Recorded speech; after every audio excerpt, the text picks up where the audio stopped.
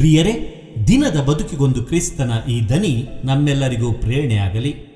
ಪೂಜಾವಿಧಿಯ ಪಾಸ್ಕಕಾಲದ 2ನೆಯ ವಾರ, ಏಪ್ರಿಲ್ 10, 2024 ಬುಧವಾರ. ಸಂತ ಯೋವಾನನು ಬರೆದ ಪವಿತ್ರ ಶುಭ ಸಂದೇಶದಿಂದ ವಾಚನ, 3ನೇ ಅಧ್ಯಾಯ 16ರಿಂದ 21ರವರೆಗಿನ ವಚನಗಳು. ಆ ಕಾಲದಲ್ಲಿ ಯೇಸು ಶಿಷ್ಯರಿಗೆ ಹೀಗೆಂದರು, ದೇವರು ಲೋಕವನ್ನು ಎಷ್ಟಾಗಿ ಪ್ರೀತಿಸಿದರೆಂದರೆ ತಮ್ಮ ಏಕೈಕ ಪುತ್ರನನ್ನೇ ಧಾರೆ ಎರೆದರು. ವಿಶ್ವಾಸವಿಟ್ಟ ಯಾರೂ ನಾಶವಾಗದೆ ಎಲ್ಲರೂ ನಿತ್ಯ ಜೀವವನ್ನು ಪಡೆಯಬೇಕೆಂಬುದೇ ದೇವರ ಉದ್ದೇಶ. ದೇವರು ತಮ್ಮ ಪುತ್ರನನ್ನು ಲೋಕಕ್ಕೆ ಕಳುಹಿಸಿದ್ದು ಲೋಕವನ್ನು ತೀರ್ಪಿಗೆ ಗುರಿ ಮಾಡಲೆಂದಲ್ಲ, ಪುತ್ರನ ಮುಖಾಂತರ ಲೋಕ ಉದ್ಧಾರವಾಗಲೆಂದು. ಪುತ್ರನಲ್ಲಿ ವಿಶ್ವಾಸವಿಟ್ಟವನಿಗೆ ತೀರ್ಪಿಲ್ಲ. ಆತನಲ್ಲಿ ವಿಶ್ವಾಸವಿಡದವನಾದರೂ ಈಗಾಗಲೇ ತೀರ್ಪಿಗೆ ಗುರಿಯಾಗಿದ್ದಾನೆ, ಏಕೆಂದರೆ ಅವನಿಗೆ ದೇವರ ಏಕೈಕ ಪುತ್ರನಲ್ಲಿ ವಿಶ್ವಾಸವಿಲ್ಲ. ಆ ತೀರ್ಪು ಏನೆಂದರೆ, ಜ್ಯೋತಿ ಜಗತ್ತಿಗೆ ಬಂದಿತು, ಮಾನವರಾದರೂ ತಮ್ಮ ದುಷ್ಕೃತ್ಯಗಳಿಂದಾಗಿ ಆ ಜ್ಯೋತಿಗೆ ಬದಲು ಅಂಧಕಾರವನ್ನೇ ಅವಲಂಬಿಸಿದರು. ಕೇಡನ್ನು ಮಾಡುವವನಿಗೆ ಬೆಳಕೆಂದರೆ ಆಗದು, ತನ್ನ ದುಷ್ಕೃತ್ಯಗಳು ಬಯಲಾಗಬಾರದೆಂದು ಅವನು ಬೆಳಕಿನ ಬಳಿಗೆ ಸುಳಿಯುವುದೂ ಇಲ್ಲ.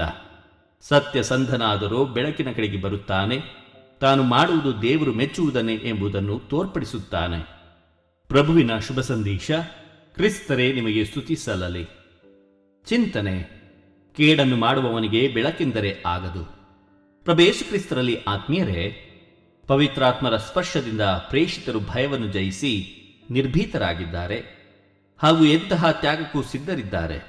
ಆ ಕಾರಣ ಅವರಿಗೆ ಸೆರೆಮನೆವಾಸ ಯಾವ ಬೇಸರವನ್ನು ತರುವುದಿಲ್ಲ. ಬದಲಾಗಿ ಅವರು ಪುನರುತ್ಥಾನರಾಗಿರುವ ಪ್ರಭು ಯೇಸುವೆ ಅಭಿಷಿಕ್ತನಾದ ರಕ್ಷಕನೆಂದು ಸಾರಲು ತವಕಿಸುತ್ತಿದ್ದರು. ಅವರು ಪವಿತ್ರಾತ್ಮರಿಂದ ತುಂಬಿ ಹೋಗಿದ್ದ ಕಾರಣ ಅವರನ್ನು ಈಗ ಯಾವ ಶಕ್ತಿಯೂ ತಡೆದು ನಿಲ್ಲಿಸಲಾಗದು.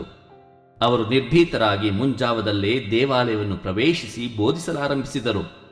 ಯಾರು ಆ ರಕ್ಷಕನಲ್ಲಿ ವಿಶ್ವಾಸವಿಡುತ್ತಾರೋ ಅವರು ನಾಶವಾಗದೆ ನಿತ್ಯ ಜೀವವನ್ನು ಪಡೆಯುವರು. ಯಾರು ವಿಶ್ವಾಸುವುದಿಲ್ಲವೋ ಅವರು ನಿತ್ಯ ಜೀವವನ್ನು ಕಳೆದುಕೊಳ್ಳುವರು. ಜ್ಯೋತಿ ಈ ಜಗತ್ತಿಗೆ ಬಂದಿತು, ಮಾನವರಾದರೋ ತಮ್ಮ ದುಷ್ಕೃತ್ಯಗಳಿಂದಾಗಿ ಆ ಜ್ಯೋತಿಗೆ ಬದಲು ಅಂಧಕಾರವನ್ನೇ ಅವಲಂಬಿಸಿದರು ಎನ್ನುತ್ತದೆ ಇಂದಿನ ಶುಭ ಸಂದೇಶ. ಇದು ಕೇವಲ ಅಂದಿನ ಕಥೆಯಲ್ಲ, ಇಂದಿನ ಕಥೆಯೂ ಹೌದು. ಇಂದು ಸಹ ಹಲವು ಭಕ್ತ ವಿಶ್ವಾಸಿಗಳು ಬೆಳಕಿಗೆ ಬದಲಾಗಿ ಕತ್ತಲೆಯನ್ನೇ ಬಯಸುತ್ತಾರೆ. ಕೇಡನ್ನು ಮಾಡುವವನಿಗೆ ಬೆಳಕೆಂದರೆ ಆಗದು ಎನ್ನುತ್ತದೆ ಶುಭ ಸಂದೇಶ. ಈ ವಾಕ್ಯ ನನಗೆ ಅನ್ವಯಿಸುತ್ತದೆಯೋ?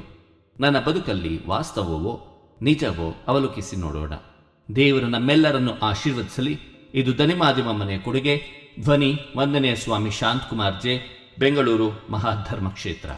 ಪ್ರಿಯರೇ, ಈ ಚಾನೆಲ್ ಅನ್ನು ಸಬ್ಸ್ಕ್ರೈಬ್ ಮಾಡಿ ಪ್ರತಿದಿನ ದೇವರ ವಾಕ್ಯವನ್ನು ಆಲಿಸುತ್ತಾ ಅದನ್ನು ಇತರರೊಂದಿಗೆ ಹಂಚಿಕೊಳ್ಳಲು ನಮಗೆ ನೆರವಾಗಿರಿ.